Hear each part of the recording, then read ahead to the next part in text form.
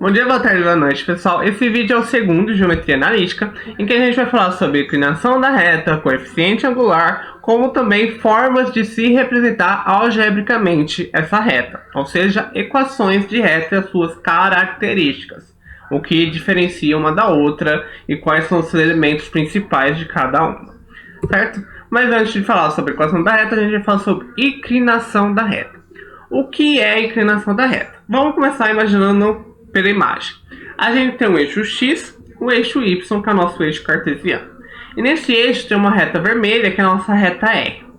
Percebam que tem um ângulo θ entre o eixo X e a nossa reta. Ou seja, esse ângulo θ é a nossa inclinação da reta. O que vai ser ela? É o ângulo que parte do eixo X até a nossa reta R no sentido anti-horário. O horário é para a direita, o anti-horário é para a esquerda, certo? Então, esse ângulo vai ser a nossa inclinação da reta. Pensa numa rampa. A rampa tem tantos graus de inclinação. É o quanto ela varia em relação ao solo. Nesse caso, a nossa reta ela vai variar em relação ao eixo X. Então, essa reta R, vermelha da nossa figura, variou, inclinou-se tantos graus, que é a nossa medida θ, em relação, sempre importante, ao eixo X. O ângulo θ ele parte do eixo X até a nossa reta R, nesse caso é a reta vermelha. Então o que vai acontecer? Vão acontecer 4 situações, certo? E cada situação tem a sua característica. Quando α for igual a zero, ou seja, quando esse ângulo de inclinação for igual a zero, quer dizer que a nossa reta, nesse caso, ela é paralela ao eixo X. Ou seja, essa reta nunca vai se cruzar com o eixo X, certo?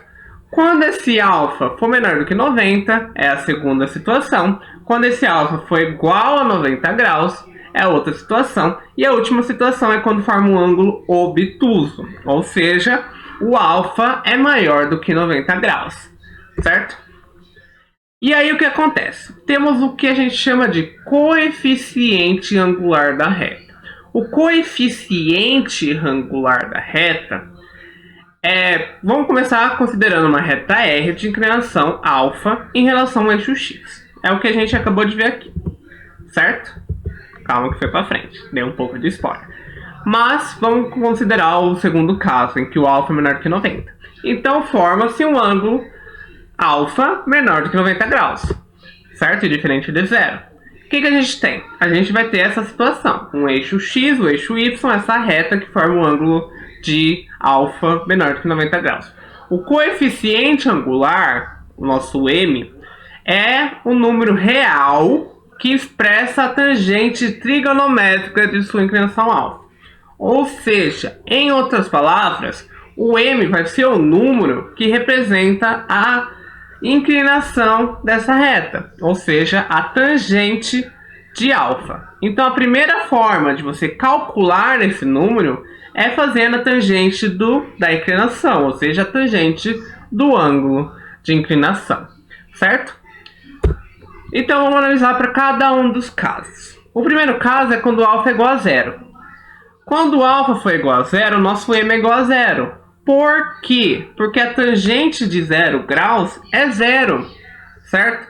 Então uma reta com inclinação de 0 graus, ela é paralela ao eixo X e o nosso M é igual a zero. Ou seja, o nosso coeficiente angular é igual a zero.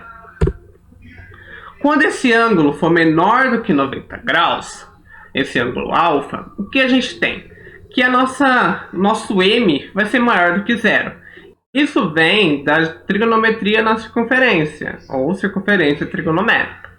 Por quê? A tangente de um ângulo que está nessa circunferência, no primeiro ou no terceiro quadrante, a tangente dele é positiva. Perceba-se que esse ângulo α, se a gente fosse trazer para a circunferência trigonométrica, esse α estaria no primeiro quadrante. Tangente de ângulo no primeiro quadrante é igual a uma tangente positiva. Ou seja, se o nosso ângulo, a nossa inclinação for menor do que 90, Consequentemente, o nosso coeficiente angular, o nosso m, vai ser positivo, certo? E vai ser o contrário para quando esse ângulo, esse alfa, for maior do que 90. Por quê?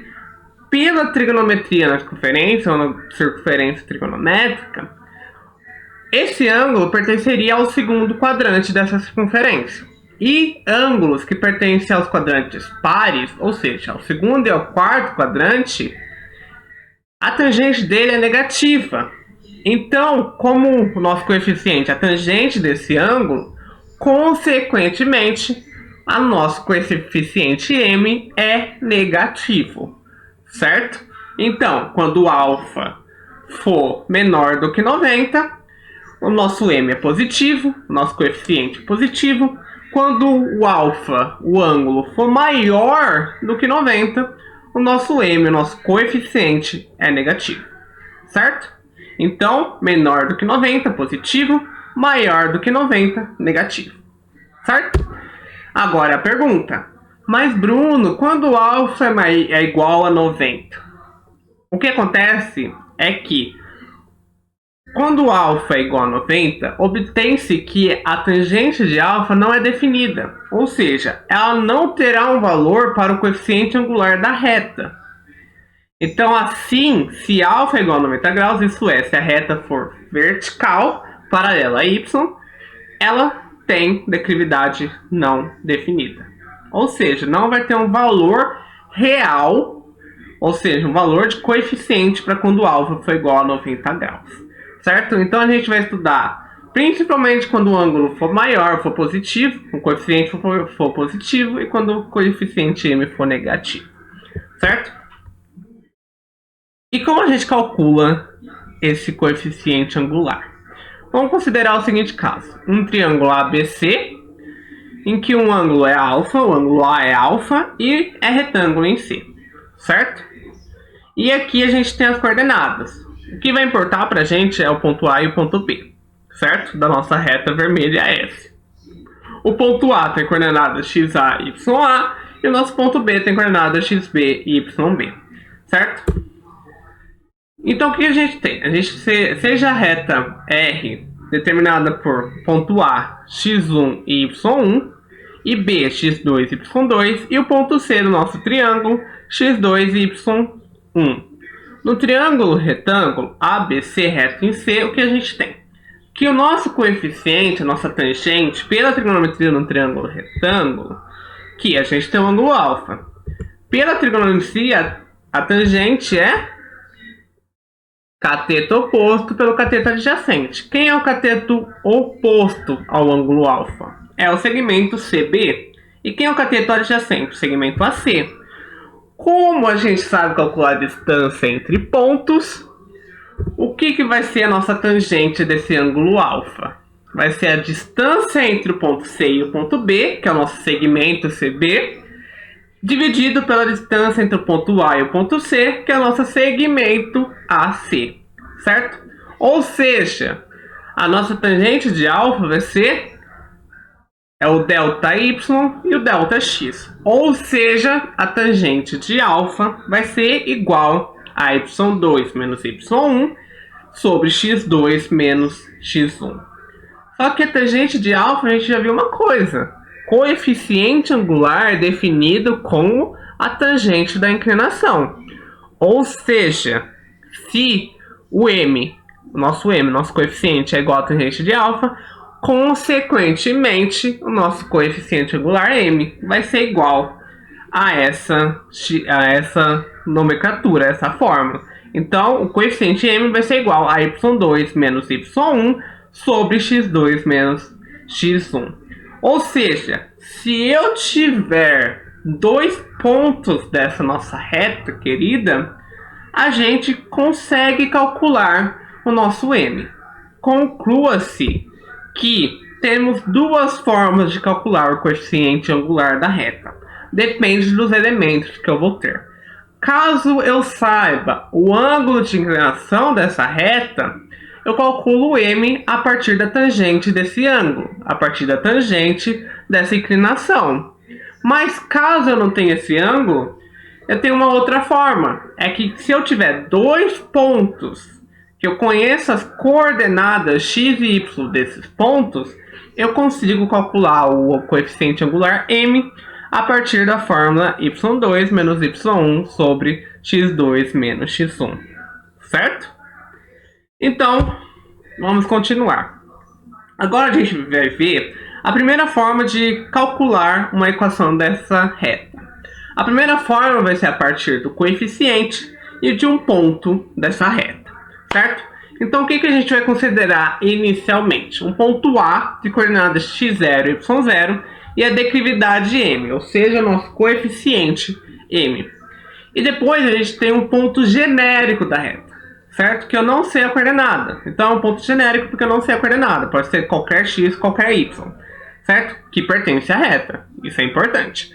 Pode-se chegar a uma equação de variáveis x e y a partir das coordenadas x0 e y0 do ponto A e do nosso coeficiente m. Como a gente vai fazer isso? Vamos considerar a mesma figura, certo? Um triângulo retângulo ABC, reto em C, com ângulo alfa. O que vai importar para a gente é o ângulo A, o ponto A e o ponto B, certo? O que a gente tem? A gente pode calcular, a gente acabou de ver, que tem como a gente calcular o coeficiente angular a partir de dois pontos. Nesse caso tem o ponto A e o ponto B. O ponto A tem coordenada x0 e y0, como a gente viu, e o ponto B tem coordenada x e y. Consequentemente, o nosso cálculo do m vai ficar m igual a y menos y0 dividido por x menos x0. Passando o que está dividindo para o outro lado, multiplicando, a gente chega à seguinte equação. Y menos y0 é igual a m vezes x menos x0. Essa forma é o que a gente chama de equação da reta pelo coeficiente ponto, também conhecida como Ioiô-Michô, certo? Sendo que o Ioiô é o y menos y0, Mi é o m, que é o nosso coeficiente angular, e o x menos x0 é o x-show. Ioiô-Michô, certo? Então, se eu tiver o coeficiente e um ponto, eu consigo chegar nessa equação usando o Ioiô-Michô, certo? O que é importante? O ponto, a coordenada x e y desse ponto que eu tenho, eu vou substituir o x no x0 dessa equação e o y desse ponto no y0, certo? Porque o nosso x e o y apenas, eles vão ser as variáveis dessa equação, certo? Então, o ponto que eu tenho vai substituir as coordenadas do ponto que eu tenho, vai substituir o x0 e o y0. Então, vamos voltar lá na imagem. O ponto que eu vou trocar vai ser o nosso A, certo? Que tem coordenadas x0 e y0, certo? Então, quando eu tiver esse ponto, as coordenadas x e y vão corresponder ao x0 e y0, certo? E o m é o nosso coeficiente angular. E, a partir dessa equação inicial do Ioiô-Michô, a gente consegue definir uma forma reduzida. A forma reduzida vai se aproximar muito da função de primeiro grau. Por quê? Porque a gente vai deixar y em função do x, ou seja, dependente do x, certo? Como a gente vai fazer isso? A partir de um ponto particular de coordenadas 0 e n, isto é, o ponto em que a reta intersecciona o eixo y. Por quê? Quando um ponto está no eixo y, o x dela é igual a 0 e o y dela varia nessa reta. Então, esse ponto vai variar no eixo y com valor n aleatório. E para o ponto x0 e y0. Então, o que a gente tem? O Ioiô-Michô, como a gente acabou de ver, o y menos y0 é igual a m vezes x menos x0. No caso, o nosso ponto A, que eu substituo x0 e y0, vai ser esse ponto particular 0 e n, certo? Que a gente vai chegar por Ioiô-Michô. Y menos n é igual a m vezes x menos 0. Fazendo que y menos n é igual a m vezes x, porque m vezes 0 é 0. O que chega, passando o n que está subtraindo para o outro lado, somando, a gente tem que o y é igual a mx mais n, certo? Essa é a forma reduzida, certo? E quando a gente estiver na forma reduzida, esse n vai corresponder ao coeficiente linear dessa reta. Ou seja, o n vai ser o y do ponto que a reta intersecciona o eixo y, certo? Então, quando eu tenho a forma reduzida, eu consigo ter o coeficiente angular, que é o nosso m, que a gente já aprendeu como calcular, e o coeficiente angular, que é o nosso n. Para clarear, vamos ver essa figura. Eu tenho uma reta R que intersecciona o eixo y no ponto B, de coordenada 0, porque o ponto do eixo y tem coordenada x igual a 0, e a coordenada y igual a bzinho. Ou seja, o coeficiente linear para essa reta seria o bzinho. Ou seja, o coeficiente linear é o y do ponto que a reta intersecciona no eixo y, certo? O importante, essa nomenclatura, principalmente do coeficiente linear, é para a forma reduzida.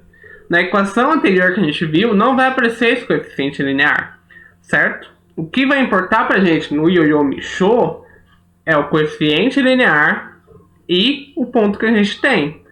Aqui vai importar agora o coeficiente angular e o coeficiente linear, certo? Então, sabendo n, eu sei o ponto em que cruza o eixo y, certo? E a última forma de representar a equação de uma reta é a forma segmentária. A forma segmentária é a menos utilizada, certo? Mas é importante perceber as nuances dessa forma, certo? Então a gente tem aqui uma reta R que intersecciona o eixo y no ponto B, de coordenada x0 e yb, e intersecciona o eixo x no ponto A, de coordenada x igual a A e y igual a 0, certo? O que a gente tem? Vamos calcular o coeficiente angular dessa reta. O que a gente tem? Que o m vai ser igual a 0 menos b sobre a menos 0. Ou seja, o m vai ser igual a menos b sobre a. Ok, a gente tem um coeficiente e a gente pode conseguir, através da forma reduzida, a gente consegue calcular. Por quê? Porque a gente sabe o ponto que intersecciona o eixo y, que é o ponto B. Então, consequentemente, a gente sabe o coeficiente linear, que é a coordenada y desse ponto, certo? Desse ponto B, certo? Então, como vai ficar? O y, pela forma reduzida, y é igual a m vezes x mais n. Ou seja, substituindo o m pelo coeficiente linear, coeficiente angular que a gente acabou de calcular, que é menos b sobre a, e n, que é o nosso coeficiente linear, que é apenas o bzinho. Então a gente tem que o y é igual a menos b sobre a vezes x mais b. Consequentemente, fazendo o cálculo, a gente tem que b vezes x mais a vezes y é igual a vezes b. O que a gente tem? A gente pode dividir essa equação por AB dos dois lados. O que a gente tem? Que bx sobre AB mais AY sobre AB é igual a B sobre AB. Fazendo essa conta, a gente chega aqui. X sobre A mais Y sobre B é igual a 1. Essa é a forma segmentária. O que é importante saber da forma segmentária? O A e o B. Porque o A é a coordenada x do ponto que a reta intersecciona no eixo x. Consequentemente, através da forma segmentária, eu sei o ponto que essa reta intersecciona, tanto o eixo x quanto o eixo y. Porque quem divide o y é a coordenada y que a reta intersecciona no eixo y. Certo? Então, como guardar essa fórmula? X sobre A. A vai ser a coordenada x do ponto que intersecciona o eixo X. Enquanto que o P é a coordenada Y do ponto que intersecciona o eixo Y. Certo? Então, é importante guardar e saber a forma segmentária, porque a partir dela eu tenho os pontos que intersecciona o eixo X e o eixo Y, que é essa reta hipotética intersecciona o eixo X e o eixo Y. E aí você pode usar para o que você quer, certo? Por hoje é isso, pessoal. Até o próximo vídeo. Beijo, beijo. Tchau, tchau.